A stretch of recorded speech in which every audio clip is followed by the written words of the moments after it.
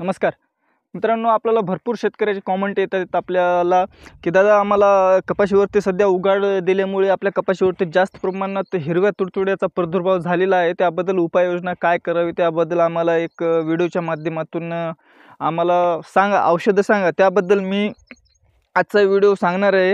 हिरव्या तुडतुड्यासाठी काय उपाययोजना करावी व त्याचबरोबर पांढरी माशी व तसेच त्याचबरोबर पांढऱ्या माश्या आणि रस शोषण करणाऱ्या किड्याचा प्रादुर्भाव पण रोखता येऊ शकतो। असे काही मी खास आपल्याला 2-3 औषधं सांगणार आहे, जेणेकरून आपल्या कपाशीवरती हिरवा तुडतुड्यात जास्त प्रमाणात तर अटॅक आहे ते रोखण्यासाठी कोणते औषध मारावे याबद्दल तुम्हाला मी थोडक्यात माहिती सांगणार आहे।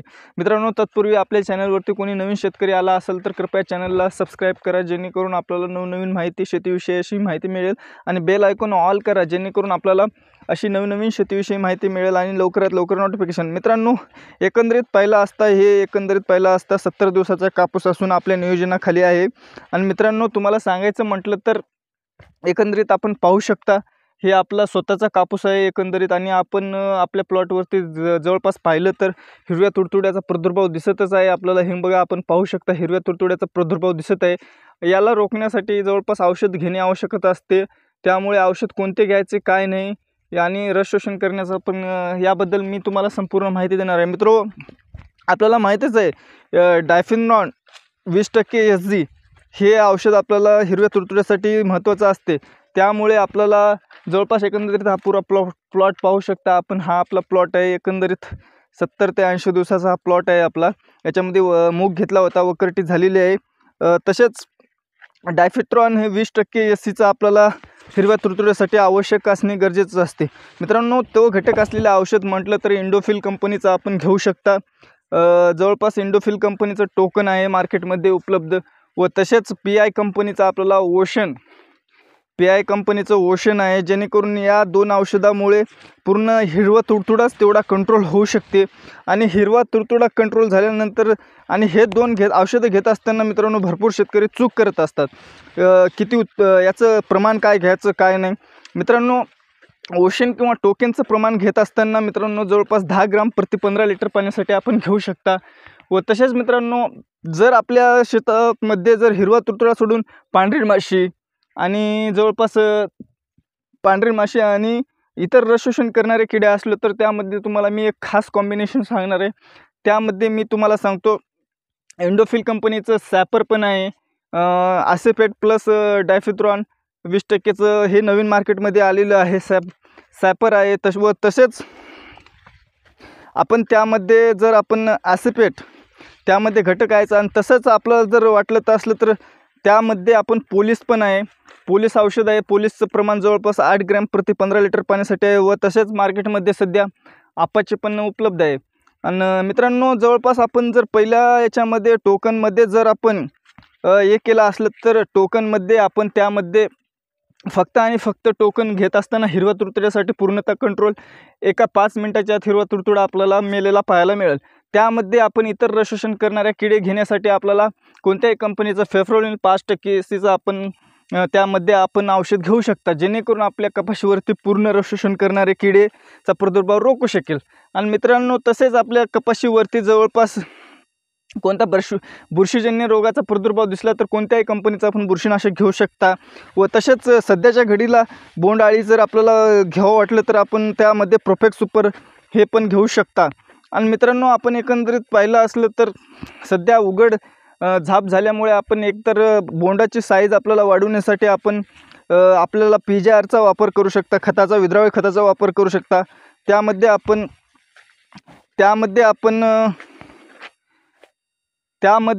वापरू शकता। आणि व तसेच एकंदरीत पाहिला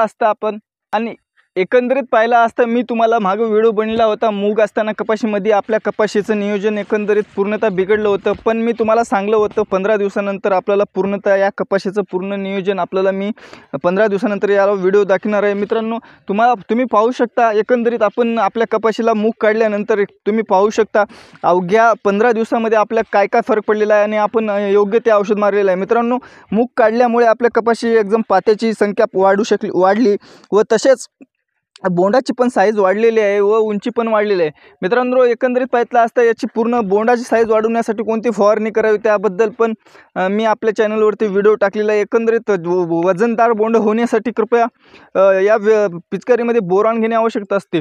आणि सेपरेटली मी जवळपास बोंडाची साईज वाढवण्यासाठी, वजनदार बोंड होण्यासाठी तो पण व्हिडिओ मी बनवलेला आहे व फवारणी लास्टला कापसाची कोणती करावी त्याबद्दल पण व्हिडिओ बनवला आहे. मित्रांनो, असं एकंदरीत आजचा व्हिडिओ होता. हिरवे तुडतुडेला कंट्रोल करण्यासाठी कोणते औषध घ्यावे.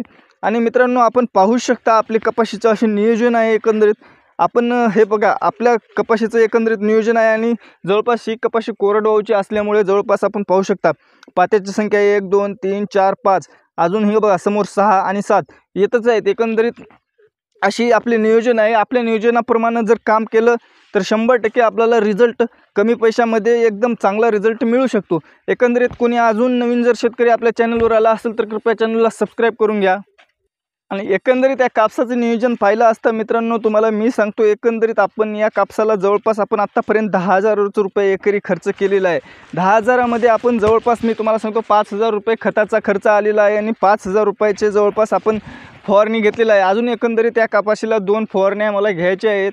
एकंदरीत आपल्याला आपल्या चॅनलवरती कमी खर्चामध्ये जास्त उत्पन्न कसं काढायचं हे पूर्ण व्हिडिओ आपण टाकलेले आहेत आणि कपाशीचे कसे नियोजन करायचे, औषधं कोणते कोणते घ्यायचे हे पण व्हिडिओ टाकलेले आहेत. एकंदरीत आपला असा विषय होता आजचा आणि तुम्ही पाहू शकता जवळपास एकंदरीत असं नियोजन होतं. मित्रांनो, तुमच्या सहकार्यामुळे आपल्याला 4,000 सबस्क्रायबर पूर्ण झालेले आहेत. आणि मित्रांनो, अशा आपण मित्रांनो आपण एक गिव्हअवे ठेवणार आहोत. त्या गिव्हअवेमध्ये सर्वात जास्त लोकांनी पार्टिसिपेट करावे हे मला वाटतं. मी जवळपास 5,000 सबस्क्रायबर झाल्यानंतर आपण एक गिव्हअवे आपल्या 5,000 सबस्क्रायबरपैकी जे कोणी गिव्हअवेमध्ये निवडतील त्या 3 शेतकऱ्याला आपण आपल्याकडून एक चांगलं गिफ्ट देणार आहोत. तरी ज्या कोणी नवीन शेतकऱ्यांनी आलं असेल तर कृपया हा व्हिडिओ जास्तीत जास्त शेतकऱ्यांना शेअर करावा, जेणेकरून अशी माहिती पण मिळेल आणि आपल्याला बक्षीस पण मिळेल.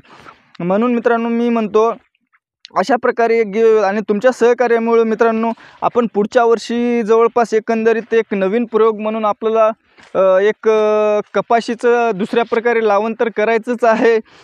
लावण आणि टोकन पद्धतीने करत असताना कपाशी जवळपास याचे पूर्ण नियोजन कसे कसे होणार आहे त्यामुळे पण आपण आपल्या चॅनलला सबस्क्राईब करून ठेवा.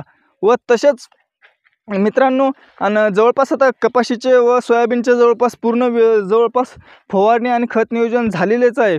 आणि जवळपास तुम्हाला सांगायचं म्हटलं तर आता हरभऱ्याचे पेरणीचे दिवस जवळपास 1 महिन्यावर आलेले आहेत. आणि हरभऱ्याचे बीज निवडत असताना कोणत्या पद्धतीने बीज निवडावे व कोरडवाहूला आणि ओलाव्या जमिनीला कोणते बीज निवडावे याबद्दल पण आपल्या चॅनलवरती आपण व्हिडिओ टाकणारच आहेत. तरी या चॅनलला तुम्ही सबस्क्राईब करून ठेवा. आणि व तसेच एकंदरीत पाहायचं म्हटलं तर हरभऱ्याचं A to Z आपण प्रोसेस पेरणीपासून ते फवारणीपर्यंत ते कापणीपर्यंत आपल्या चॅनलवरती आपण टाकणारच आहोत मित्रांनो. असा एकंदरीत होता व्हिडिओ आजचा आपण. आणि जवळपास काही शेतकऱ्याचे म्हणणे होते की दादा आम्हाला तुरीला आता फवारणी कोणती करावी, आमची तूर मर होत आहे. त्या शेतकऱ्यासाठी पण आपण एक व्हिडिओ बनवणार आहोत लवकरात लवकर, उद्या किंवा परवाच्या दिवशी तो व्हिडिओ मी टाकणारच आहे. तरी तूर मर रोखण्यासाठी कोणती उपाययोजना करावी. तर मित्रांनो, असा होता एकंदरीत आजचा व्हिडिओ. मग चला तर मग भेटू आपण पुढच्या व्हिडिओमध्ये. धन्यवाद.